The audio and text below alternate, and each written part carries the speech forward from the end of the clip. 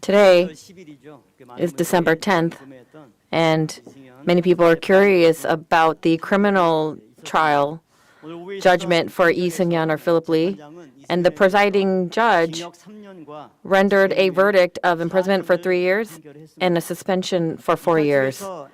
So compared to the breakaway side claim of innocence, stating that not a single one of acquisition funds was ever used, this is a verdict corresponding to an immense, heavy sentence. The meaning of today's verdict is the pronouncement of actual imprisonment for 3 years and merely the suspension of the execution of the prison sentence for 4 years. So today's verdict was announced first with the reasons for the verdict, and then the sentence was declared at the very end. And in response to this, the presiding judge stated the reasons for the judgment or the sentencing. And so we can see that's very important. And it was about a 15-minute reason explanation, and for 5 things that he discussed. First, the defendant argued that Pastor Abraham Park had instructed him to use the funds from the seminary acquisition not only for the seminary acquisition, but also for the work of spreading the word of redemption and to raise the necessary funds. However, concerning the financial situation of the victim church and the fact that the movement of redemptive History Center was established as a corporation and the movement was carried out publicly, it was difficult to accept the defendant's argument. Then secondly, the defendant embezzled 14 billion won of seminary acquisition funds while holding them, and by treating the acquisition funds as if they were his own money and using them to acquire real estate in the name of his family. Thirdly, the defendant received and held a large sum of money from the victim church, which includes tens of thousands of members, yet did not strive to separate it from his other accounting and managed it in a mixed way. And furthermore, the process of being elected as a senior pastor after the death of Pastor Abraham Park, he did not mention the holding of 10 billion won of funds and indicated a high possibility of blameworthiness for not sufficiently explaining it to the church saints. And due to the defendant's crime and investigation and trial process related to it, the victim church has been divided, and the church members are in a state of confusion. During the police investigation process, the concrete analysis of accounts and evidence regarding a detailed transaction history were not submitted, so specific investigation or analysis regarding the profit the defendant would have gained from the crime did not proceed. So in this matter, this is something that we find lacking.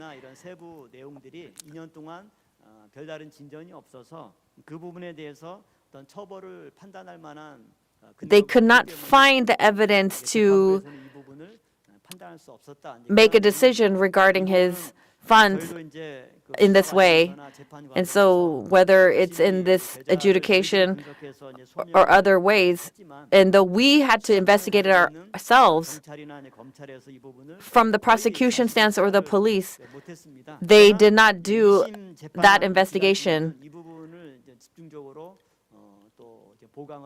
And so this is something that the prosecution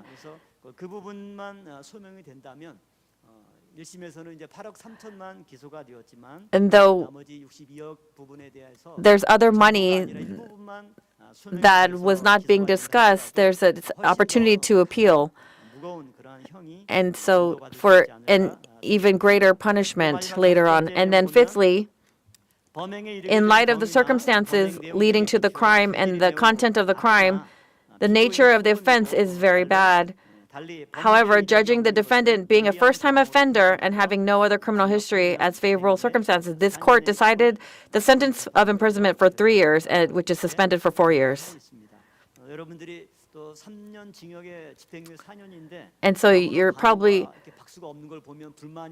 you are not clapping for this. It seems like you are disappointed about the prosecutor asked for 5 years, but it's very at the top for the sentencing. And so though we have to give applause to God of thanksgiving. And there are some things that are left wanting from in the first trial. But the breakaway side, they declared innocence, but they're probably in a state of shock also regarding this. And then, especially talking about the suspended sentence, the presiding judge explained, a suspended sentence means that if the individual commits another crime and is confirmed during that suspension period, the suspension can be revoked. And so what that means is, during the suspended sentence, if something else happens, it becomes revoked. And so what happens?